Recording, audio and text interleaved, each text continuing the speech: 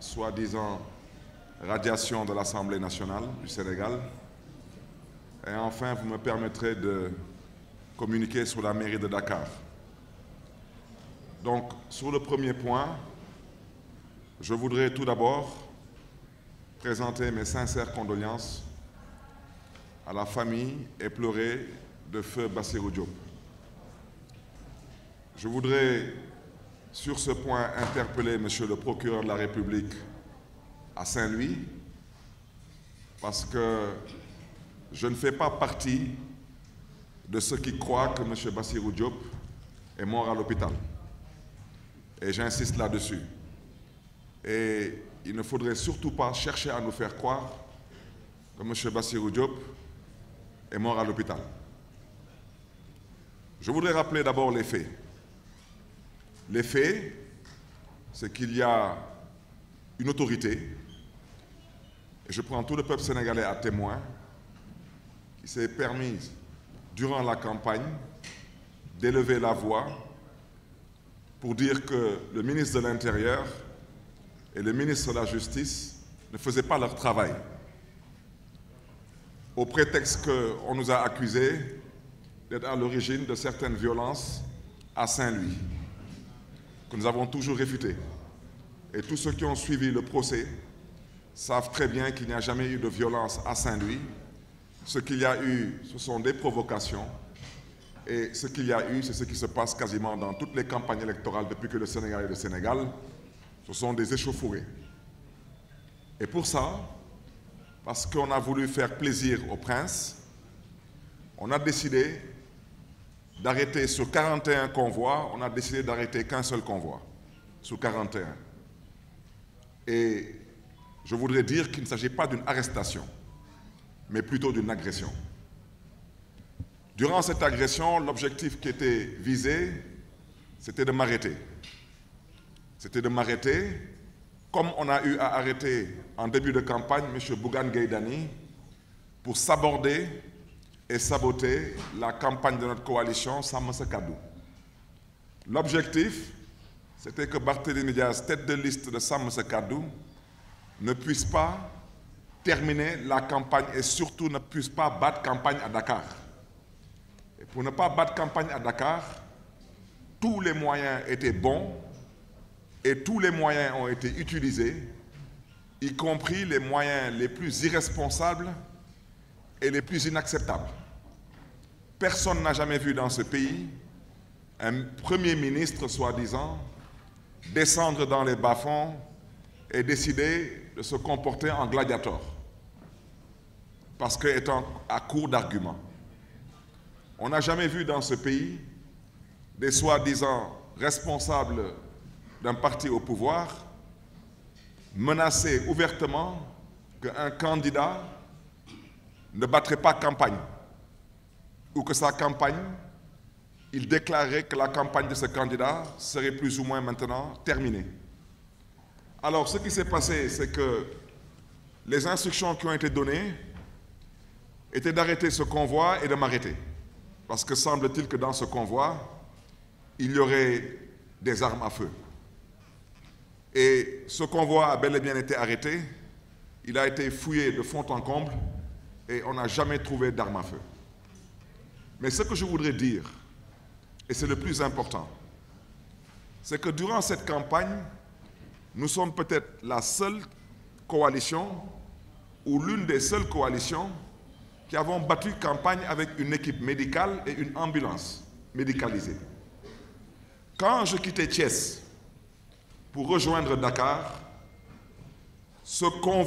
dans ce convoi, je le répète, il n'y avait aucune personne malade. Aucune. Ce convoi arrivait à hauteur de Aloukagne, et ce n'est pas un coin qui a été choisi par hasard.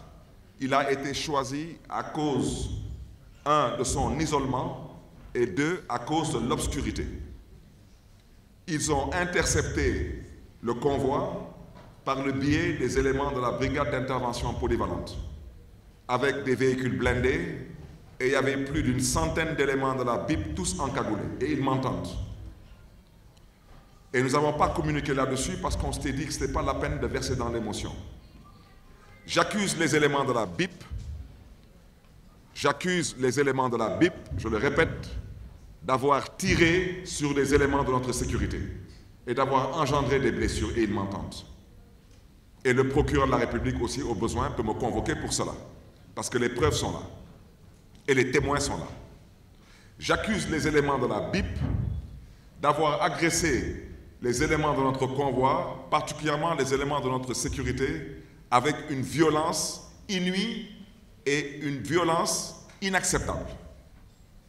Seulement, je le répète une fois de plus, parce que le prince aurait, semble-t-il, dit que le ministre de l'Intérieur ne faisait pas son travail. Alors, faire votre travail, chers policiers, ce n'est pas de tirer sur d'honnêtes citoyens, parce que vous détenez certes le monopole de la violence légale, mais cela ne veut pas dire que vous avez le droit de faire ce que vous voulez. Vous n'avez pas le droit de tirer sur d'honnêtes citoyens désarmés.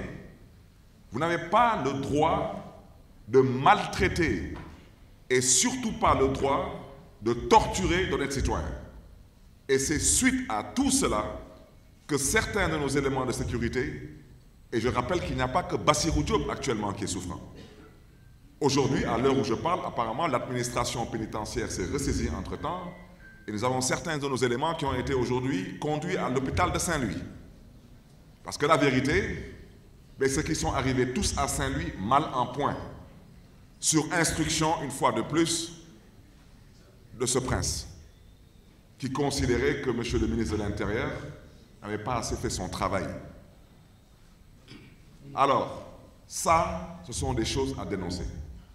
Au-delà de mon interpellation envers M. le procureur de la République, je souhaiterais dire que ce dossier sera un dossier qui sera aussi bien défendu ici au niveau local, parce qu'il n'est pas question qu'on laisse cela passer pour perte et profit. Il n'en est pas question. La police est responsable de ce qui s'est passé lors de cette agression et non cette arrestation à Aloukagne. Et le ministre de l'Intérieur a des comptes à rendre au peuple sénégalais. Je rappelle que M. Bassirou Diop est un citoyen sénégalais. Et il n'est pas mort de mort naturelle, et il n'a surtout pas glissé sur une peau de banane. Et j'aimerais que le ministre de l'Intérieur puisse apporter des éclairages par rapport à ce que je viens de dire. Au nom de quoi et pourquoi la police a tiré sur nos éléments de sécurité? Au nom de quoi et pourquoi? Seulement pour plaquer des gens au sol, il fallait utiliser, à la limite, des techniques qui relèvent des arts martiaux pour maltraiter les gens et torturer les gens. Et ensuite, vouloir se comporter comme si on n'a absolument rien fait. Non, je suis désolé, vous êtes responsable de cette mort. Et à l'international aussi, ce qui devra être fait le sera. Il est temps que les gens qui dirigent ce pays comprennent une bonne fois pour toutes que le Sénégal est une république, est un État qui a signé et ratifié des conventions. On ne peut pas tuer comme on veut dans ce pays et on ne peut pas faire ce qu'on a envie de faire. Sur ce registre, je voudrais dire que nous avons, avec la famille du défunt Bassirou Diop, nous avons souhaité qu'une autopsie soit faite. Et après cette autopsie, nous accompagnerons notre ami, notre frère, Bassirou Diop, vers sa dernière demeure. Que Dieu, dans sa miséricorde, l'accueille en son paradis céleste. Mais je voudrais dire à ces autorités que ce que vous avez fait, c'est inadmissible et inacceptable. Seulement pour arrêter un homme politique, vous n'avez pas besoin de verser dans le ridicule. Ça, c'est ridicule. Vous ne pouvez pas dire qu'il y a eu une bagarre à Saint-Louis, vous arrêtez un convoi et vous prenez 80 personnes comme ça, au pipeau, et vous les amenez en prison. Et sur ces 80 personnes, il n'y a pas que des gardes du corps. Il y a un gosse, quand j'ai su qu'il en faisait partie, c'est Babacar, qui est le fils d'une ancienne collègue à moi avec qui j'ai partagé la 14e législature, Ndeye Sira. Babacar lui-même, qui est un influenceur, qui n'a rien à voir avec la sécurité et qui n'a absolument rien à voir avec des violences politiques. Vous arrêtez des chauffeurs qui ne font que conduire des véhicules. Mais à un moment donné, il faut savoir raison garder et respecter l'intelligence des Sénégalais. Et pendant ce temps, c'est comme si le procureur de la République, il n'a pas vu ce qui s'est passé à Koungheul. Ça, il n'a pas vu. Il n'a pas vu les hommes armés avec des armes automatiques, des coupes-coupes et des machettes dans le convoi d'un candidat qui, semble-t-il, serait au pouvoir. Ça, il ne l'a pas vu, le procureur. Mais le procureur, il a vu le convoi de Barthélémy Diaz seulement sur la base d'accusations mensongères et faillacieuses. Que semble-t-il, Barthélémy Diaz serait surarmé. Vous avez arrêté le convoi. Pendant 2 heures de temps, vous avez fouillé le convoi. Vous n'avez trouvé aucune arme à feu. Vous n'avez trouvé que du matériel de gardiennage. Qu'est-ce que vous allez expliquer aux Sénégalais maintenant?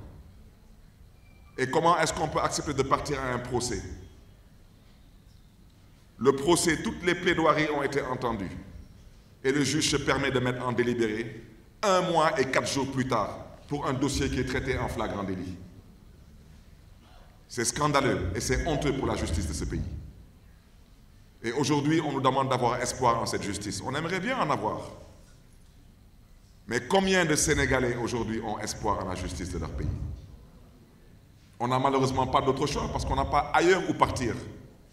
Mais à cette justice, nous avons tout de même le devoir et la responsabilité de les inviter à un peu plus de retenue.